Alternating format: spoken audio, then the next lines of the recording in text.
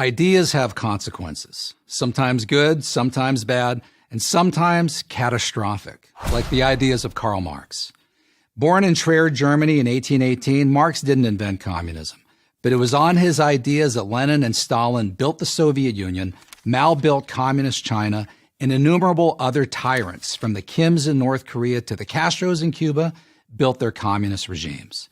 Ultimately, those regimes and movements calling themselves Marxist murdered about 100 million people and enslaved more than 1 billion.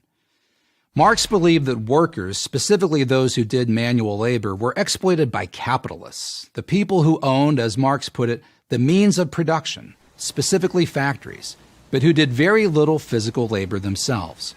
Only a workers' revolution, Marx wrote in Das Kapital, could correct this injustice. What would that revolution look like? Marx and his collaborator Friedrich Engels spelled it out point by point in the Communist Manifesto.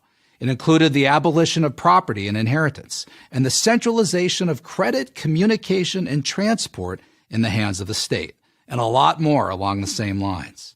In other words, the state owns and controls pretty much everything.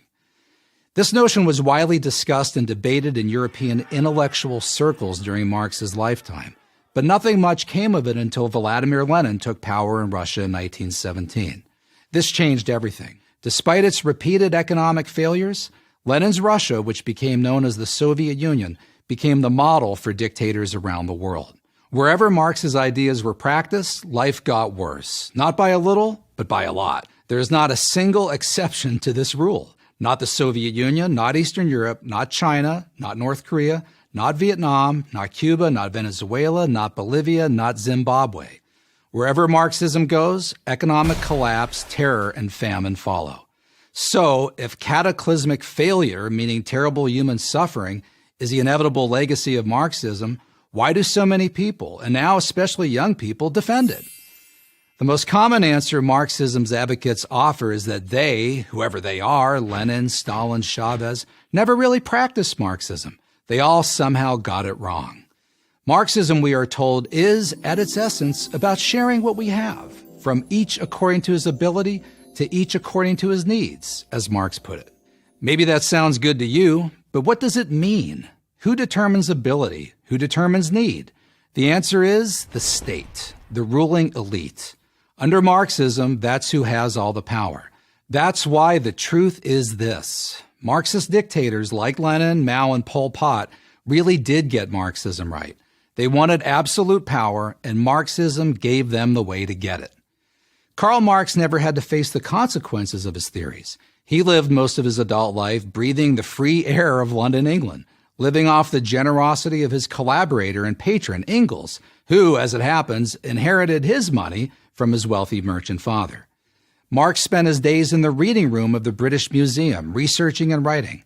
Although he was obsessed with the term scientific, he was never able to marshal data to prove his theories. There's a good reason for this. There was no data to prove his theories.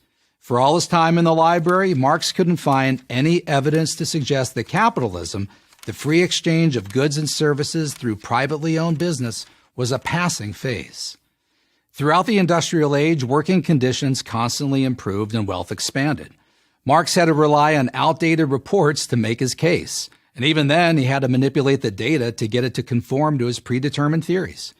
But Marx really had no interest in proving his theories.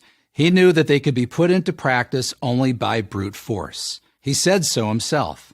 Of course, in the beginning, communism cannot be effected except by means of despotic inroads, he wrote.